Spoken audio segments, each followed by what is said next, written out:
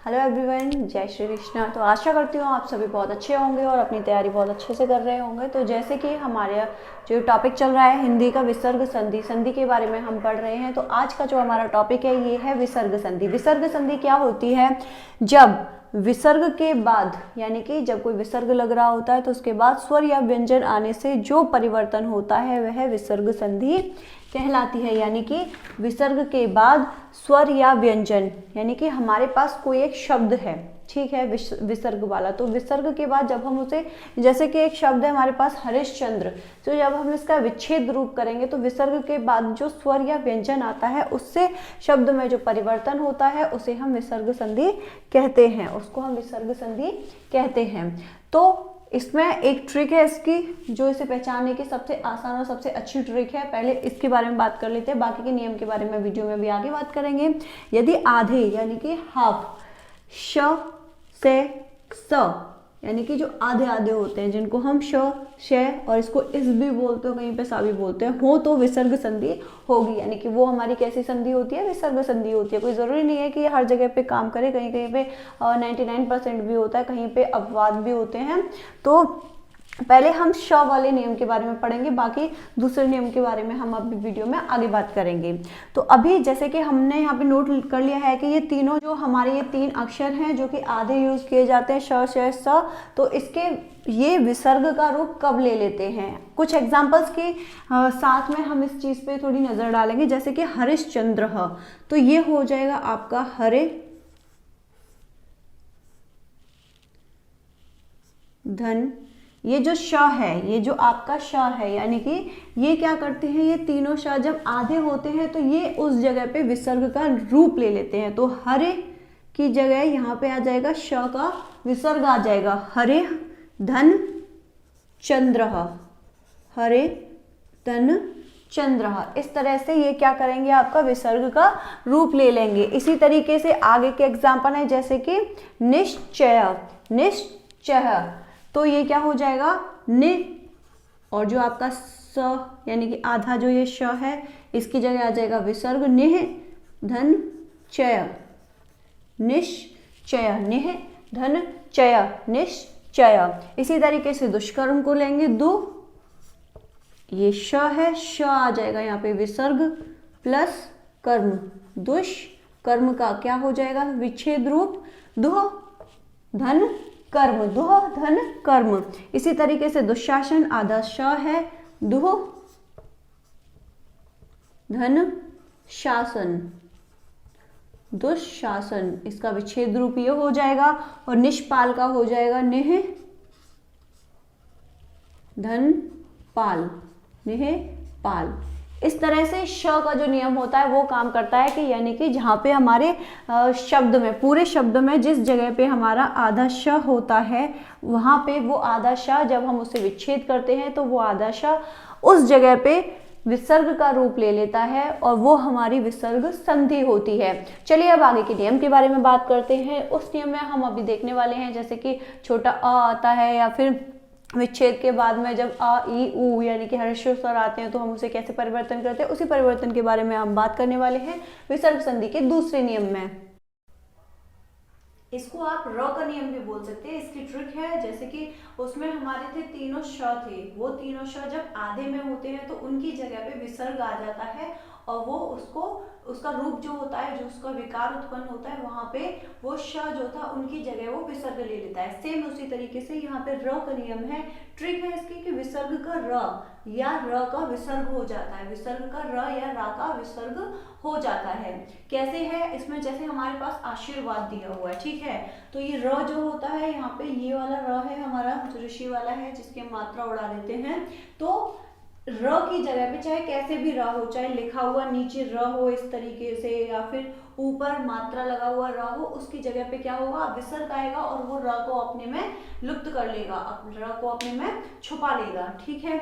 जैसे कि आशीर, आशीर, तो इसके बाद में ही तो र बोला जा रहा है, वह वाद बाद में आ रहा है, तो आशी, आशीर, र की जगह किसने ले ली, विसर्ग ने ले ली और वाद। इसी तरीके से निर्बल, तो ने र की जगह पे आ जाएगा आपका विसर्ग धन बल, निर्बल, एग्जाम्पल ज़्यादा से ज़्यादा करेंगे, एक्सरसाइज ज़्यादा करेंगे तो आपको समझने में उतनी आसानी होगी। एक्सरसाइज से आपकी प्रैक्टिस होती है, प्रैक्टिस से ही कोई भी चीज़ आपकी इजी हो पाती है। दुर्बल, दुर्बल का कर लेंगे र की जगह आएगा विसर्ग और बल, दुर्बल। निर्विकार, ने र, तो र की जगह क्या आ गया आपका विसर्ग आ गया, और विकार, निर्विकार। नेक्स्ट है आपका निर्धन, तो ने रो की जगह आया विसर्ग प्लस धन, निर्धन। निराशा, तो यहाँ पे आपका लिखा हुआ वाला राशा है, ना कि आपकी मात्रा है, तो सेम इसमें भी नियम वही लागू होगा कि विसर्ग का र और र का विसर्ग हो जाएगा, चाहे मात्रा हो तो भी विसर्ग हो जाएगा, र हो तो भी विसर्ग हो जाएगा। अब एग्जाम में आपको चाहे वो संधि विच्छेद के रूप में आया हो, विच्छेद किया हुआ हो, या फिर इस तरीके से हो, आप पहचान लेंगे कि विसर्ग का र होता है और र का विसर्ग होता है, तो ये आपकी विसर्ग संधि है। ठीक है, इसी तरीके से निराशा, तो ने र प्लस आशा, निराशा यानी कि निराशा। आगा डंडा है इसमें, यानी कि आ है उसमें बड़ा आ, तो हम यहाँ पे आशा लिखेंगे। निरुत्तर, तो ने र यानी कि विसर्ग प्लस उत्तर, निरुत्तर। इस तरह से आप इनको करेंगे, प्रैक्टिस करेंगे। निर्वाचन, ने र यानी कि विसर्ग हो गया, ने र प्लस वाचन, निर्वाचन। बहुत ही आसान है विसर्ग संधि। आई थिंक स्वर व्यंजन और विसर्ग में से सबसे जो इजी है वो विसर्ग संधि है, क्योंकि छोटी भी है, इसमें नियम भी कम है, तो इसलिए ये बहुत ही इजी है। तो इससे पहले फर्स्ट जो हमारा नियम था, हमने उसमें आधा श का देखा कि उसको विसर्ग कैसे बनाते हैं। अभी हमने र के एग्जाम्पल्स देखे और उसको कंप्लीट किया कि र का विसर्ग कैसे बनाते हैं। थर्ड है आपका इसमें ओ का नियम, ठीक है, यानी कि छोटे ओ का नियम, जिसमें कि आपके काफी सारे वर्ड आ जाते हैं। तो जो ओ होता है मनोज वाला ओ, तो उसको हम कैसे विसर्ग रूप में विच्छेद करते हैं, चलिए आइए देखते हैं। हाँ जी, तो अब है आपका थर्ड नियम, यानी कि इसकी ट्रिक है विसर्ग का ओ हो जाता है, यानी कि आपको ज्यादा कुछ याद नहीं करना। विसर्ग संधि बहुत ही इजी है।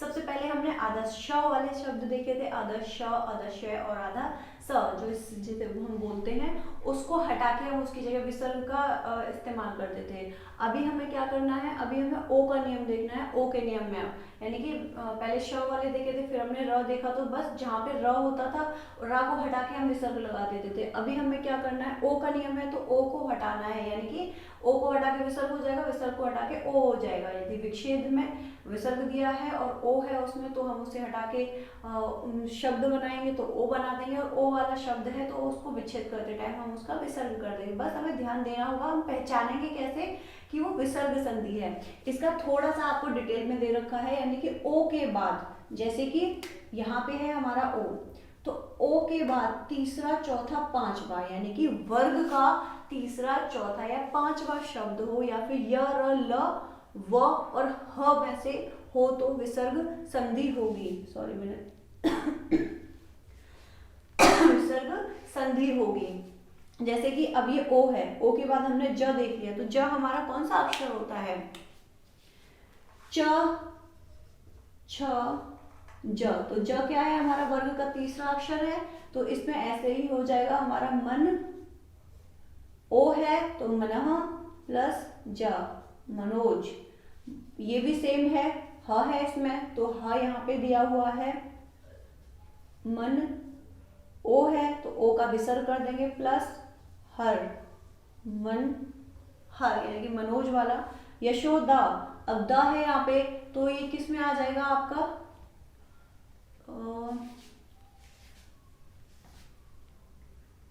ट ठ ड ढ य त थ द ध और प फ ब भ म, य ल व इसमें है ही है, और हा और है, ठीक है।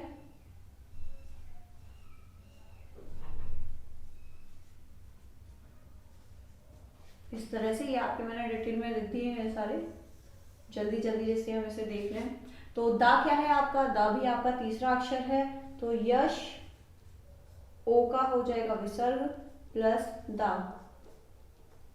सेम स र ओ का हो जाएगा विसर्ग प्लस ज। मनः यानी कि ओ है तो मनः प्लस रथ। वयोवृद्धः है तो वयः, ओ का हो जाएगा विसर्ग प्लस वृद्ध। आई होप बहुत ही इजी है। वृद्धि संधि आपको बहुत अच्छे से समझ में आ रही होगी। विसर्ग संधि, सॉरी वृद्धि नहीं विसर्ग संधि, वो वयोवृद्ध लिखा था तो वो उसमें आ गया। विसर्ग संधि बहुत ही आसान है। 3 नियम अभी हमने पढ़े हैं इसके। आधा श वाले, तीनों श को आधा श कर देंगे तो उसकी जगह पे विसर्ग का यूज करेंगे, र की जगह पे विसर्ग का यूज करेंगे, और अभी ओ की जगह पर हम छोटा ओ, छोटे ओ की जगह पर हम विसर्ग का यूज करेंगे। इसके बाद हमारा एक और नियम रह जाएगा सिर्फ लास्ट जो है, जिसमें कि बहुत ही आसान है वो नियम भी, उसके बारे में अभी देख लेते हैं, कुछ एग्जाम्पल्स ले लेते हैं उसके भी। तो ये है आपका विसर्ग जहां पे लुप्त होगा, यानी कि इसमें क्या होगा, जो लघु स्वर है आपका, लघु स्वर का परिवर्तन हो जाएगा दीर्घ स्वर में। लघु स्वर का परिवर्तन हो जाएगा दीर्घ स्वर में, यानी कि यहाँ पे क्या कर रहे हैं हम, परिवर्तन को शो कर रहे हैं, परिवर्तन को शो कर रहे हैं। ओके, क्यों? क्योंकि ये बोल रहा है विसर्ग लुप्त हो जाता है। यदि विसर्ग के बाद र हो तो विसर्ग लुप्त हो जाता है और उससे पहले स्वर दीर्घ हो जाता है, उससे पहले स्वर दीर्घ हो जाता है। जैसे कि नेह, ने यानी कि आदि छोटा वाला है, विसर्ग है, तो इस नियम की वजह से क्या हुआ, ये जो छोटी ई थी वो दीर्घ रूप में यानी कि बड़ी ई में बदल गई और विसर्ग जो है वो लुप्त हो गया। विसर्ग लुप्त हो गया, सभी में वैसे विसर्ग लुप्त हो रहा था, हमने जितने भी नियम पढ़े थे अभी, लेकिन यहाँ पे क्या है, जब भी विसर्ग लुप्त होता है तो उसके लुप्त होने की वजह से जो परिवर्तन आता है, जो विकार उत्पन्न होता है, उसकी वजह से लघु स्वर यानी कि जो लघु स्वर, स्वर क्या है इसमें, लघु ई, छोटी ई, वो क्या हो जाएगी, दीर्घ स्वर में बदल जाते हैं, उसका परिवर्तन हो जाता है। जैसे कि यहाँ पर है ने, नेह प्लस रस, तो ये हो जाएगा आपका नीरस। धे प्लस रस, तो ये हो जाएगा आपका धीरस।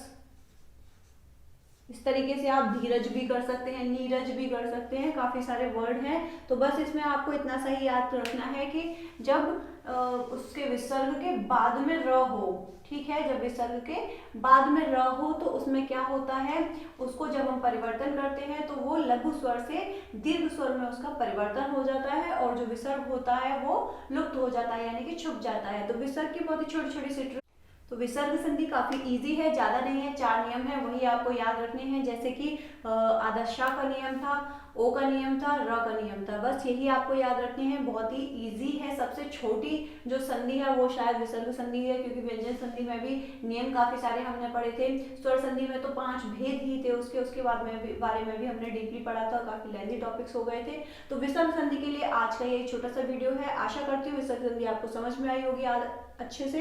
So thanks for watching my video को ज़्यादा से ज़्यादा शेयर करें सभी के साथ में। एकेडमिक और कंपटीशन दोनों ही लेवल पे वीडियो काफ़ी हेल्पफुल है, क्योंकि ये टॉपिक आता ही आता है।